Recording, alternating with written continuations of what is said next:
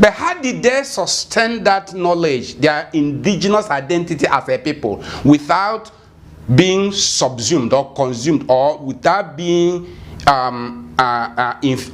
dissolved, assimilated into Egypt? Assimilation is a process whereby indigenous people of a land will lose their identity and be assimilated into a dominant tribe, and then they lose their identity.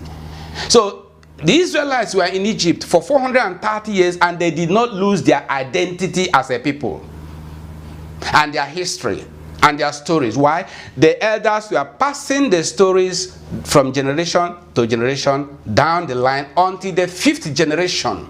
So they had the burden. The burden. Every generation had the burden, weeping, crying to God for deliverance. Until the 5th generation, when Moses was born. When God said,